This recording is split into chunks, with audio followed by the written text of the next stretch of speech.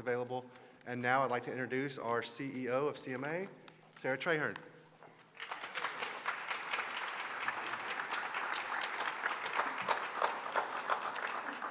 Good morning, and thank you all for joining us as we announce the Country Music Hall of Fame's Class of 2016. This is our industry's premier achievement, and we're thrilled that you're here to celebrate the accomplished inductees as we commemorate their outstanding careers. We have several members of our board of directors joining us today, so I'd like to welcome them and read them out. If you guys will hold your applause, please. We have our chairman, John Esposito, President Sally Williams, President-elect Bill Simmons, Jim Beavers, Rob Beckham, Terry Colon, Pat Collins, Tony Conway, Kent Earls, Carrie Edwards, Joe Galante, Brett James, John Huey, John Marks, Bill Main, E.B. McFarland, Jim Ed Norman, Sherrod Robinson, Jeff Stevens, and Troy Tomlinson, as well as Jody Williams and Chris Young. Thank you all for joining us today.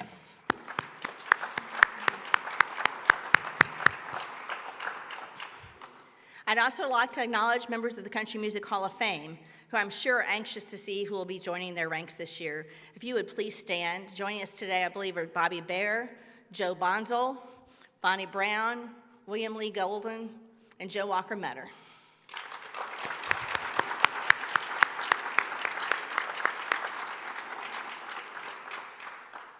Additionally, I'd like to recognize and thank the Country Music Hall of Fame's Board of Directors for the incredible work you do preserving the history of our genre for future generations. CMA created the Country Music Hall of Fame in 1961 to present the highest honor in the format to country music artists and industry luminaries who've had the most significant impact on this musical art form that's so uniquely American. The first 3 plaques to grace these walls honored Hank Williams, Fred Rose, and Jimmy Rogers. Since then, this hallowed hall has grown to 127 members. Today, we're elated to welcome 3 more country music icons to this illustrious circle. Inductees today will be announced in 3 categories: Modern Era, Veterans Era, and the rotating category for non-performer. The individuals we announce today will be formally inducted during the traditional invitation-only medallion ceremony later this year in the CMA Theater. At this time, I'd like to introduce the CEO of the Country Music Hall of Fame and Museum, Mr. Kyle Young.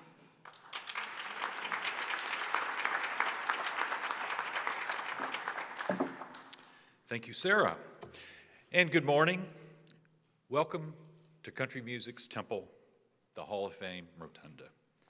This is a morning where hopes are ratified and when hard work is affirmed.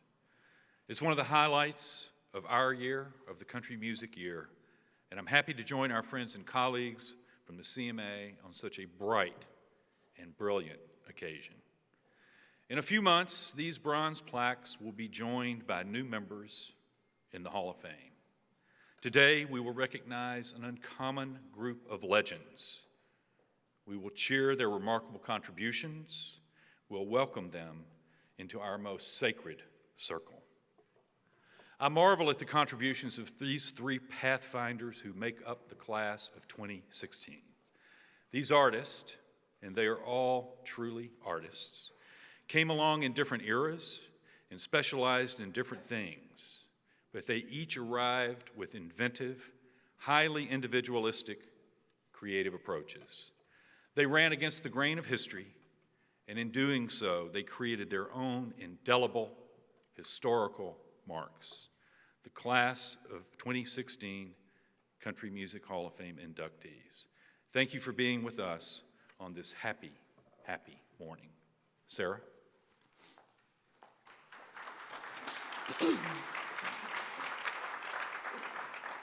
And now the fun begins. To announce our 2016 Country Music Hall of Fame inductees, we turn to someone who's a beloved member of the artistic community of Nashville. She's a former member of the CMA Board of Directors, a member of both the Country Music and the Rock and Roll Hall of Fame. Please welcome a passionate supporter of CMA and country music, Miss Brenda Lee.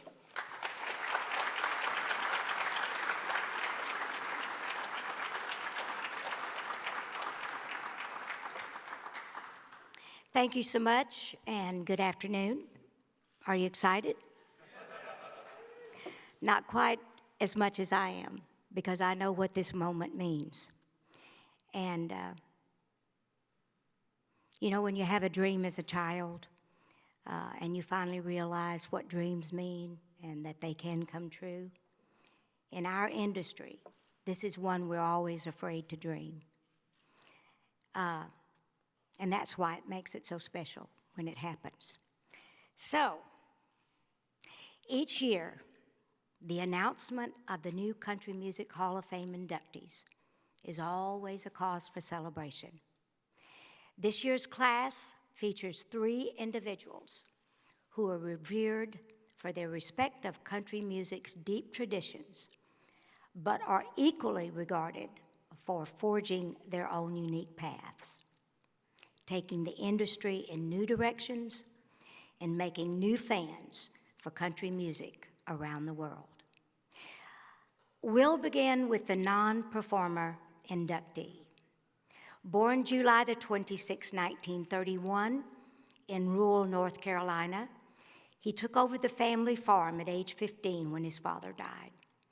2 years later, he left for Washington, D.C., resolving to be anything but a farmer.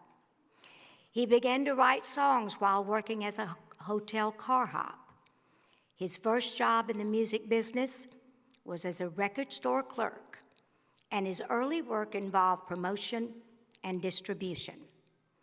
He began recording local acts on the side, even helping future Hall of Fame member Jimmy Dean cut some early tracks.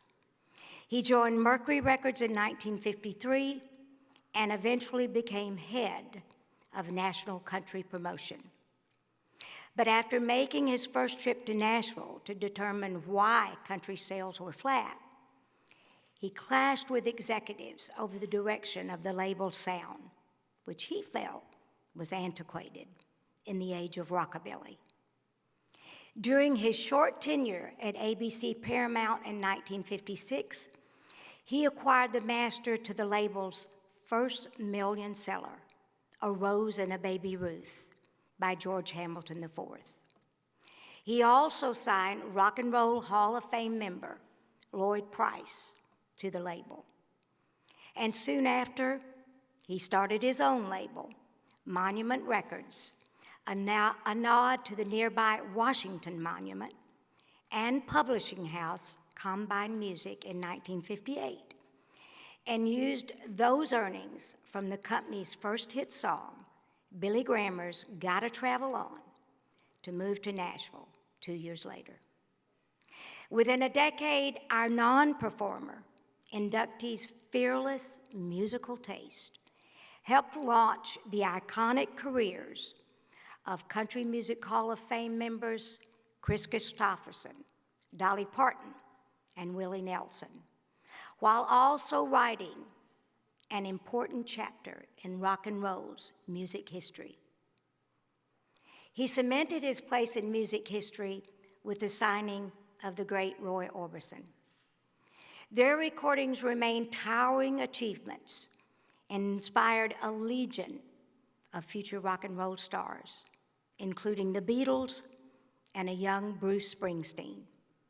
He sold Monument and Combine in 1990, but has continued to produce music, winning a Grammy for his work on Willie Nelson and Ray Price's Last of a Breed in 2008.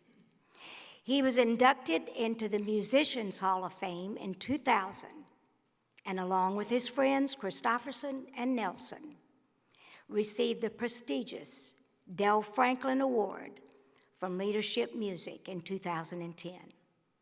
He received a Trustees Award for his contributions to music from the Recording Academy earlier this year. Please welcome Hall of Fame class of 2016 inductee, Fred Foster.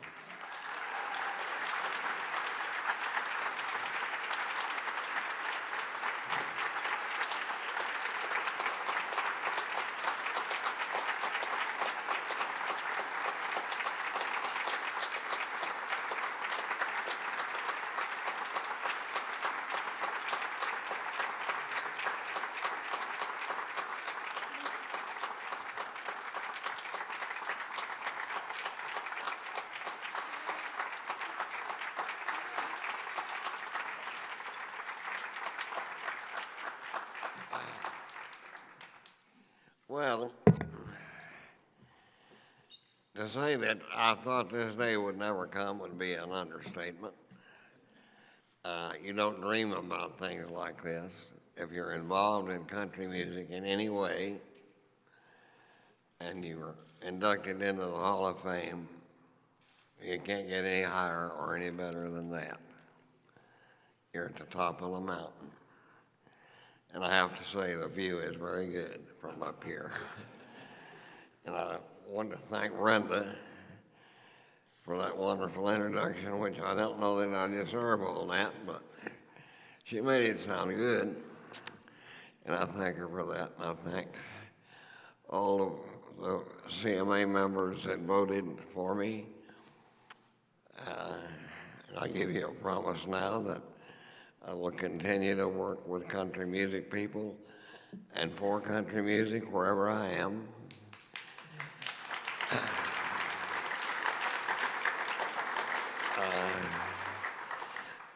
I think country is the real deal. The rest of it, you know, some of it's good and some isn't, but country music has been my life for, well, a lot of years. I won't say how many. But anyway, I want to thank all the people at the CMA here. When they called me, Virginia called me. No, sorry, Sarah called me. And I said that I was being inducted. And I said, okay, who's the joker that put you up to this? Because, you know, I've always been a big dreamer, but this is too big. You wouldn't dream this unless you were crazy. I'm just honored beyond belief, and I'm truly honored to be coming into the hall with two of the greats, Charlie Daniels and Randy Travis. So I don't know what it would be like not to have this moment. I know one thing, it is the most special one I've ever had in my career in the business. And I thank everyone involved. And I hope I can continue for a while yet. And I thank you all so much.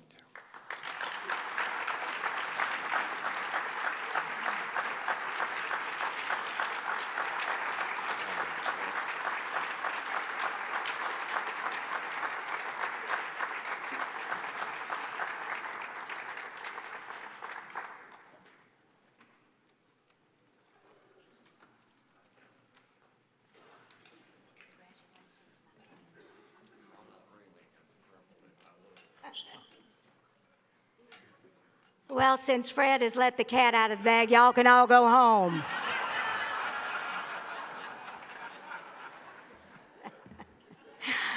Oh, Lord help us. As I told our next inductee, today is not a dream. It's called validation. So, this next young man was born October the 28th, 1936, in Wilmington, North Carolina. This inductee's musical roots were informed by Pentecostal gospel, local bluegrass bands, and the seemingly conflicting sounds of Nashville's WSM and WLAC, Nashville's country and former R&B stations, whose signals carried across the Appalachians.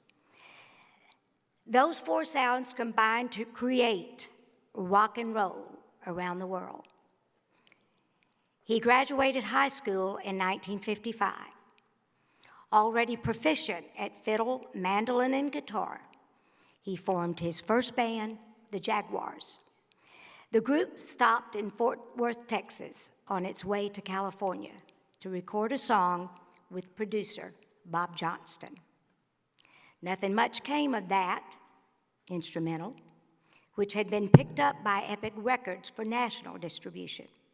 But Johnston's friendship would shape our inductee's career in more ways than one in decades to come.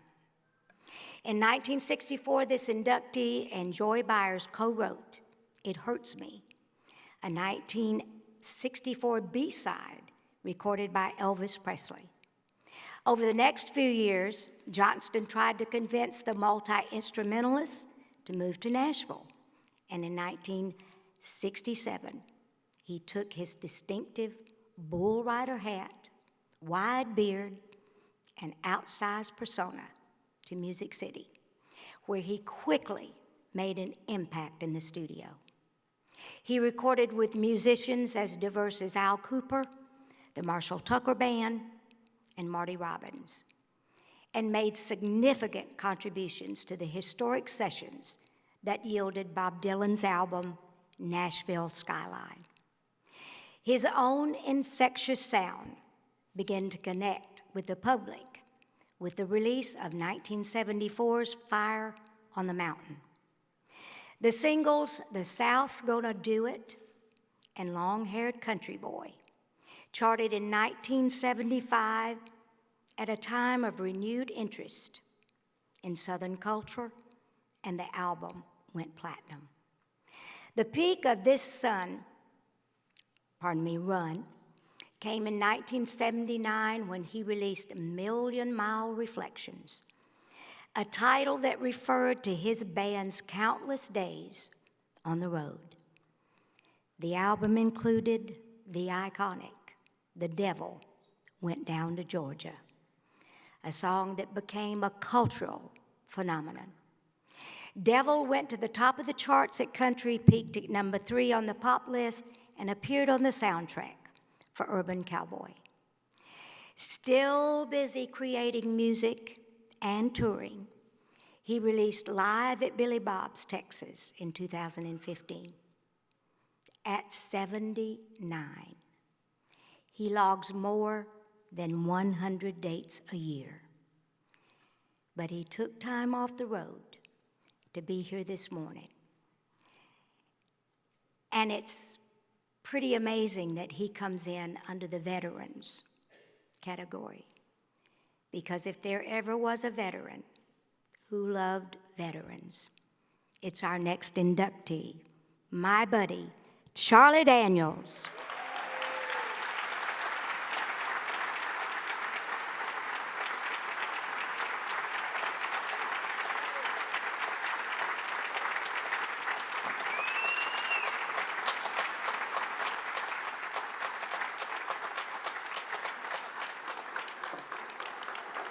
Oh, mercy. Come give me a hug, girl.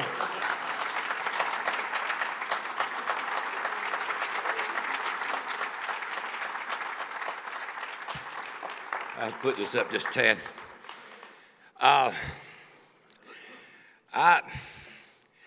I'm flabbergasted. I really am. You know, this is the one that you don't even dare dream about.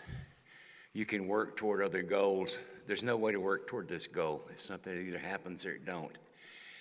And I can't think of a bigger honor to be given to anybody who loves country music, any country music artist, than this. This is the cherry on top of the icing. It don't go no further than that. That's where the cake stops, right there. I'm very humble this morning to think about the shoulders that I stand on. The artist who blazed a trail down millions of miles of two-lane blacktop to take this music to the people who loved it, the common man, the people in the far-flung corners of this nation and the world who listen to 650 WSM religiously every Saturday night, as we did in my house. I came to Nashville in 1967, and though I looked longingly at the Hall of Fame many times, I never really thought that I would see my plaque hung up with the rest of them. I have to thank so many people. I thank Bob Johnston for bringing me to town. I thank Earl Scruggs for helping me to stay here. Hazel.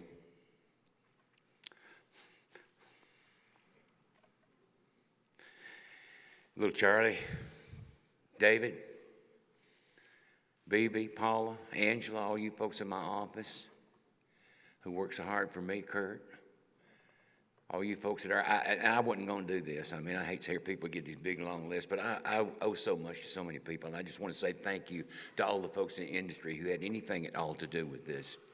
I'll be 80 years old the 28th of October, and I am made no provisions about retiring.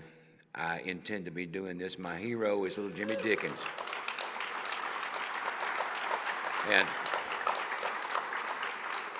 I'm going to be here as long as it's the good Lord's will for me to be. I'm kind of rambling. I didn't want to do that. Basically, what I wanted to say is I don't ever get nervous in front of a crowd of people. I'm just nervous as hell right now. So y'all forgive me. I thank you, Almighty God, for this. Thank you. Bless you. Thank you.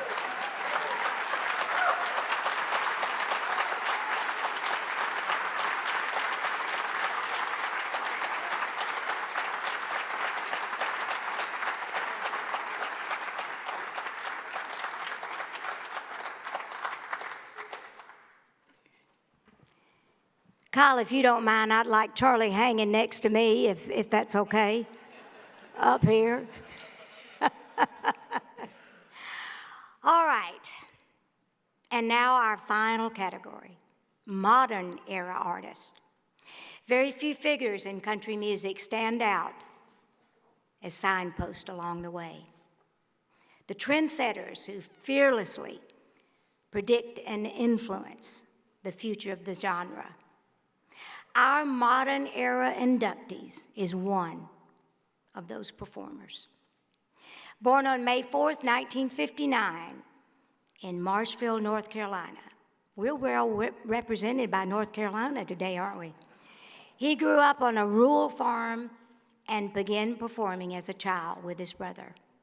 A restless boy, he often clashed with his father and dropped out of school, getting into scrapes with the law that continued until he won a country music singing contest at a club in Charlotte.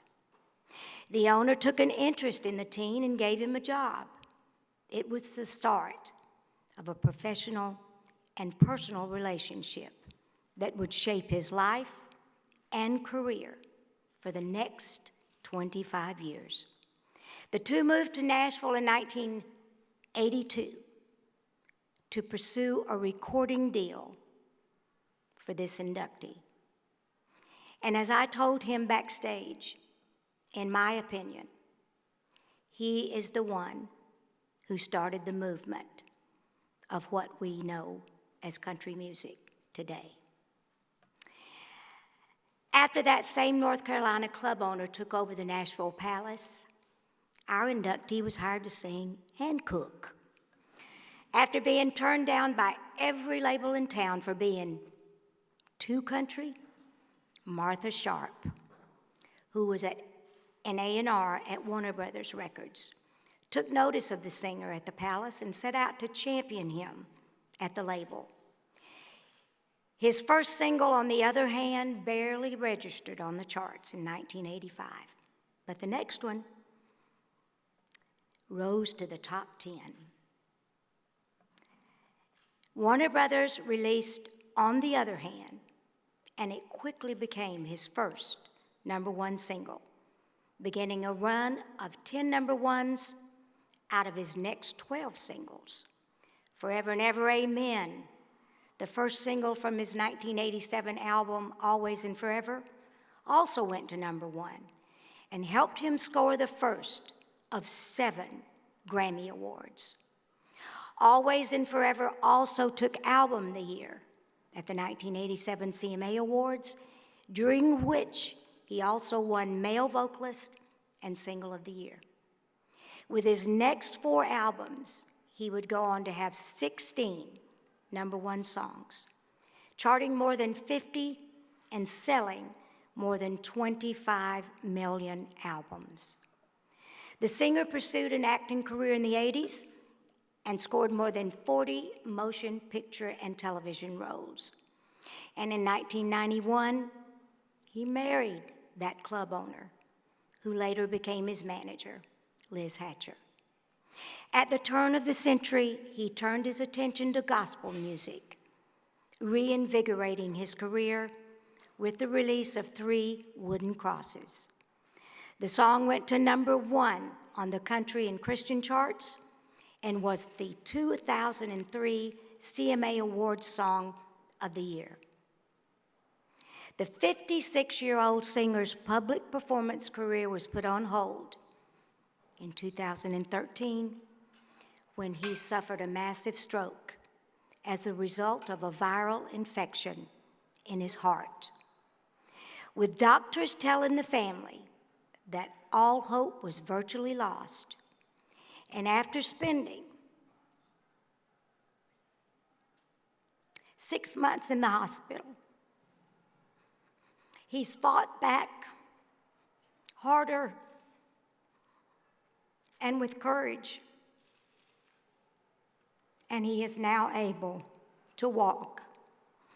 Please welcome our modern era inductee, Randy Travis, with his adoring wife, Mary Davis Travis.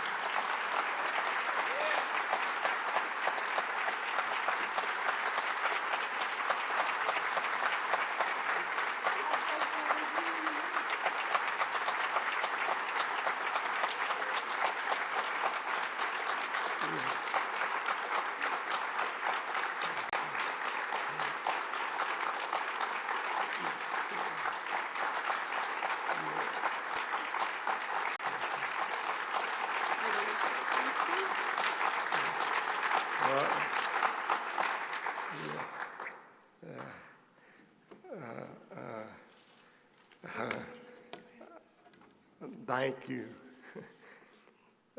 ma'am.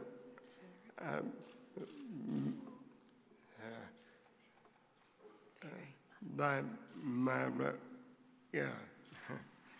Yeah. Okay. Yeah. Yeah. Thank you. Yeah. I've been asked to take on this daunting task of being the voice for this man who so eloquently put words to melody to make beautiful music for the world to enjoy. He lived and he loved the songs that he wrote and the songs that he sang. He's a man of great courage, as you all know.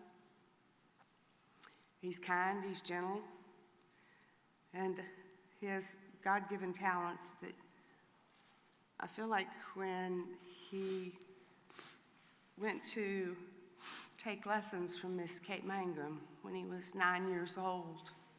He was with his brother Ricky, who was 10. And it's a story that he told me several times, and I'm glad I listened. But Ricky decided he didn't want to sing. They both played the guitar, and Daddy had told him that one of them had to sing. And Ricky was the oldest, so he got to choose, and he chose not to sing, and that's how Randy Travis started singing at 9 years old. It was under duress, I guess, from his older brother, and thank God for that. In 1969, he entered into a Paws Fiddle convention, and he won Most Improved. I don't think that when he did either one of those in rural North Carolina that he had his sights set on the Hall of Fame for country music. I know that he chose a career that he was hoping he could make a difference in. That career made a difference in him. He often spoke of the people that he got to meet and the places that he got to go, the artists that he got to work with, the band and crew that he got to live with on the road, the 5 USO tours that he had the opportunity to take. He spoke of those fondly.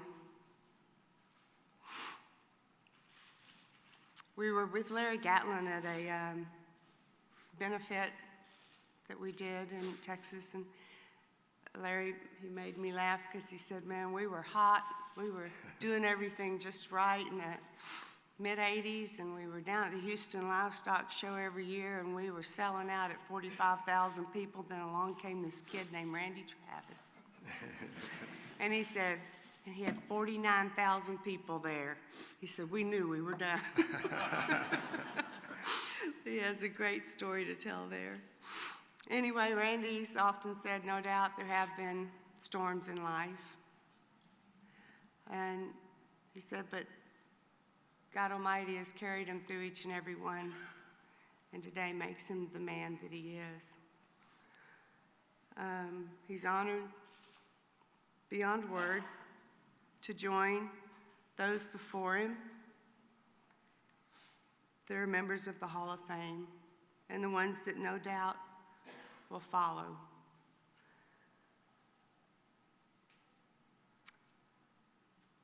He thanks God for the privilege of being able to do what he's loved to do. He said that it doesn't seem right that he gets to sing the songs that he loves to the fans that he loves, with the people that he loves, and to be honored in such a way.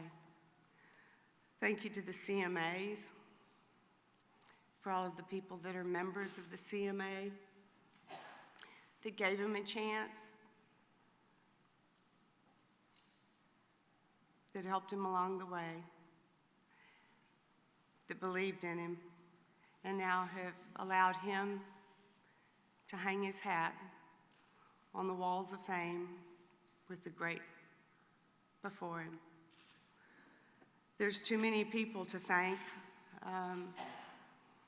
that have been a part of his band, his crew: Kyle Lenning, Martha Sharp, Elizabeth Hatcher, Jeff Davis, who was on the road with him for so long, Warner, for believing in him from the start and being with him still today, for all of the fellow artists and writers that he had the opportunity to work with.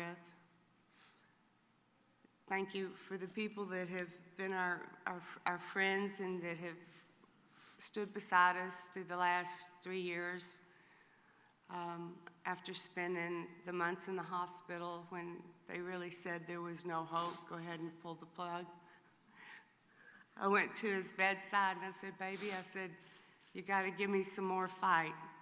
And I knew that he had had a little talk with Jesus because he squeezed my hand and a little tear fell down. And I knew that he wasn't through yet. So he's a wonderful man, a wonderful husband. I'm blessed beyond measure to get to walk beside him. Thank you again to the CMAs and for all of the people that have been such a part of his life and his career and are now a part of our lives. Thank you very much. Kyle, do you want to say something?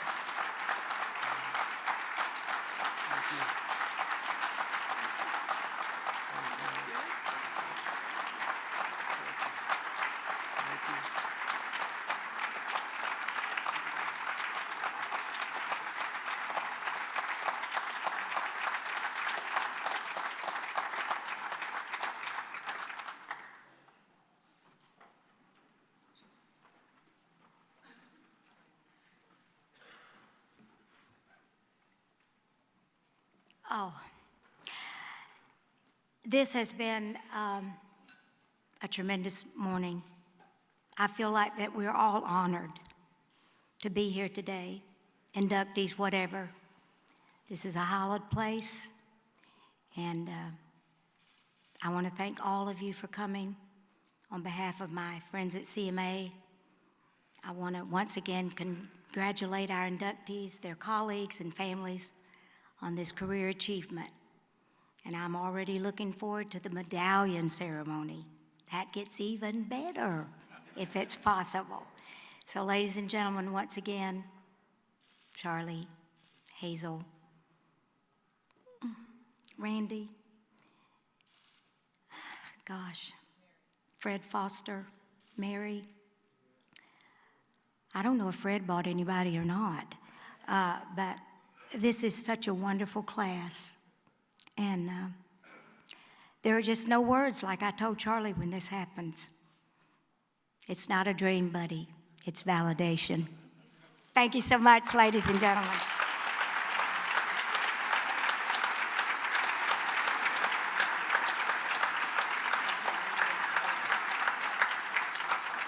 All right, everybody, now we're going to